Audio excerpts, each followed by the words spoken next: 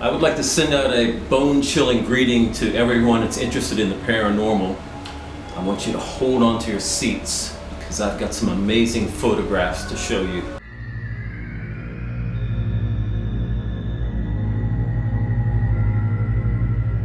I'm Tim Scullion, the Ghostographer, and I'm here to prove the veracity of the title of this video through amazing photographs.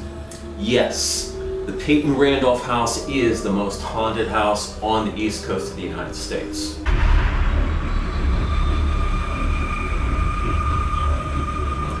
Now there are two events at the Peyton Randolph House that I would like to tell you about because I have the photos that I believe validate them. First time I ever captured a photo of an apparition that looked human was here at the Peyton Randolph House. But the problem was I couldn't understand why the area around the mouth and the nose was all black and mottled. And then I found out the real story.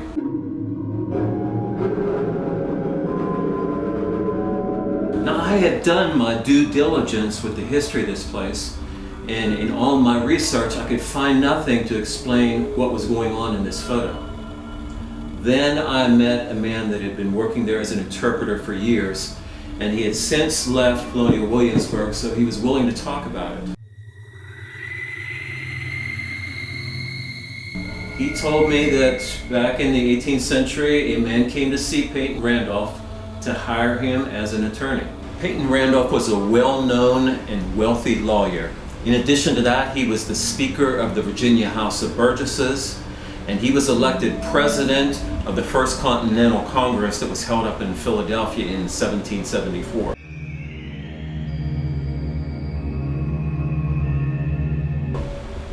So this client came in to consult with Peyton about a law problem that he had, and while he's waiting in the parlor for Peyton to show up, he must have been so distraught, he must have felt so helpless that he ended up pulling a pistol out of his pocket, placing it in his mouth, and ending his life.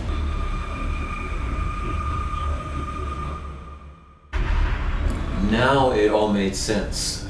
I had an explanation for this photo. Is this the man that ended his life by placing the pistol in his mouth in the parlor of Peyton Randolph House?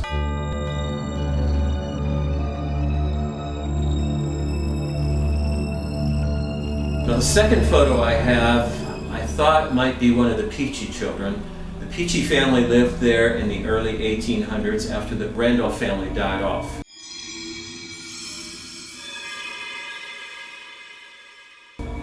And I thought I might have captured the young girl of about 9 or 10 years old that had fell down the steps and broke her neck. But I came to learn that interpreters that work at the Peyton Randolph House caution everybody about holding the banister when they ascend or descend the stairway. The reason? There is some sort of entity there that likes to shove people while on a stairway. But here's the rub. It seems to prefer only those in period clothing.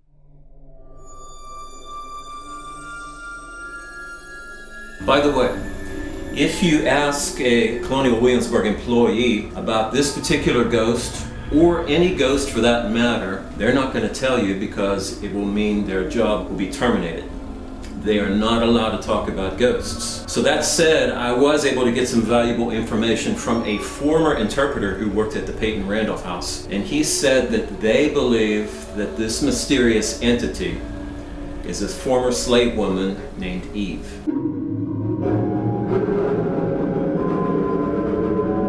You see, Eve was the personal servant of Betty Randolph, a very haughty, entitled woman. And she tried to escape her life of bondage twice. As punishment for that, she would have received anywhere from 20 to 39 lashes with a whip. She may have, even upon the second runaway, lost either some of her toes or part of her foot. Now, if that were not punishment enough, Betty Randolph wrote in her will that Eve was to be sold off separately from her friends and her family, and she had either 1 or 2 sons. So now we have the story of an angry, embittered spirit that returned to the Randolph house to enforce her own kind of corporal punishment, shoving people down the stairs.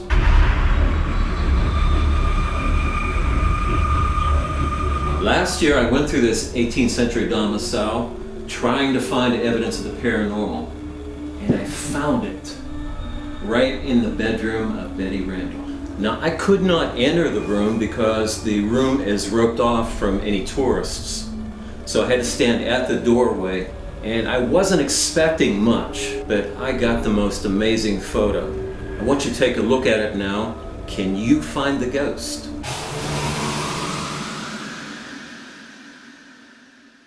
Here's a photograph of Betty Randolph's bedroom. Do you see any ghosts? Sometimes they're difficult to find. They're hiding in plain sight. I put a white arrow up to the corner of a mirror, and out of that mirror I discovered a very angry woman that was looking at me as if she didn't want me in the room. I zoomed in and cropped the previous photo so that you could see the face in the corner of that mirror.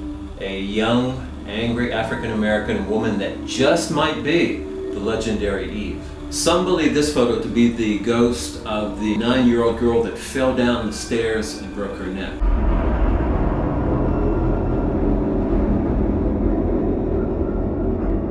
However, there are those that say, particularly the interpreters that work there, she did not just fall down the stairs, but she was shoved by the angry, bitter spirit of the former slave Eve.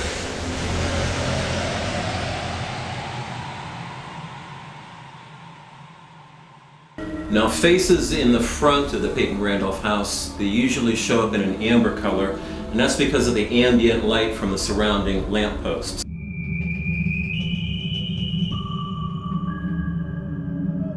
However, if you go to the side of the house, I'm talking the left side, and you aim your camera to an upstairs window, you have to use flash, and you usually will have stark white apparitions like these show up.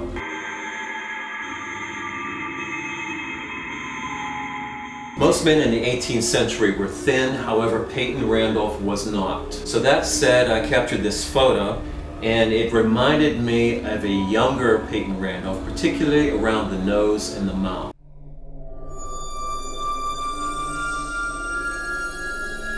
So I put it next to a painting, the only painting we have of an older Peyton Randolph with a wig. So what do you think? Could the differences between the ghost photo and the painting just be accounted for by age? Is this really Peyton Randolph? Sometimes I'm looking for one thing and I find something completely different, something that I wasn't even looking for. In this case, I was all the way across the field from the Peyton Randolph house. Wasn't even looking for something at the Peyton Randolph house, and when I took the photos, I discovered once I zoomed in that there was a huge apparition right next to the house.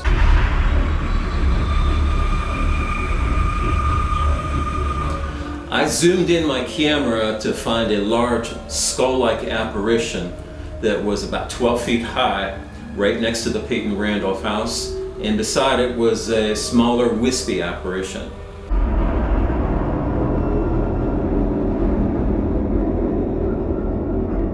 Many think the larger one is demonic.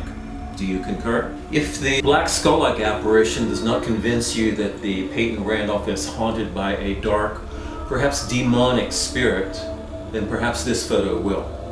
It doesn't quite look human, but neither does it look quite like an animal. Could this be the dark, perhaps demonic spirit that haunts the Peyton Randolph house?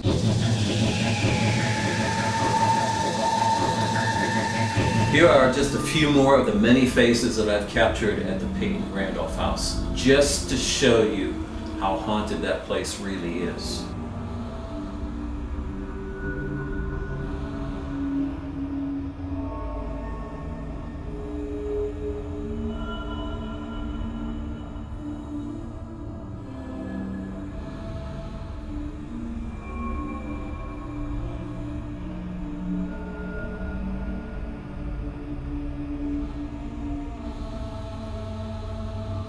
Perhaps you might agree with me now that after seeing so many photos from the Peyton Randolph house, that it is the most haunted house on the East Coast of the United States.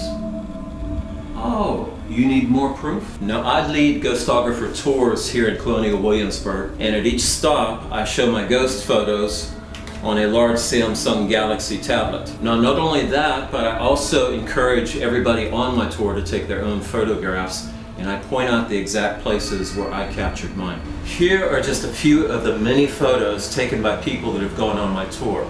So you're not just believing one person, but many. And all of the people on that tour were witnesses to the veracity of these photos because they saw them immediately after they were taken, and each time close to 30 people.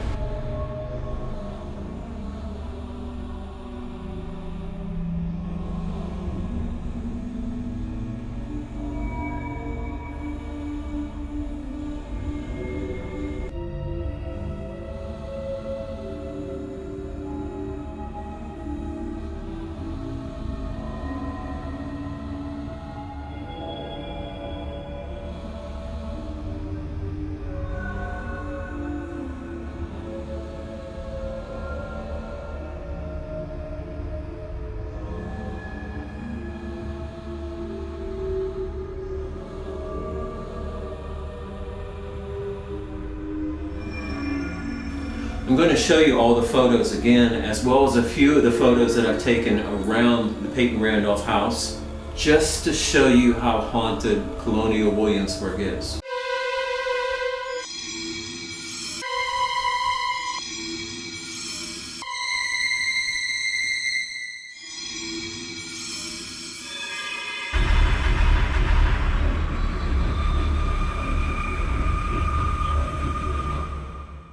By the way, don't forget to check out Amazon for my books on haunted historic Colonial Williamsburg. Links provided below.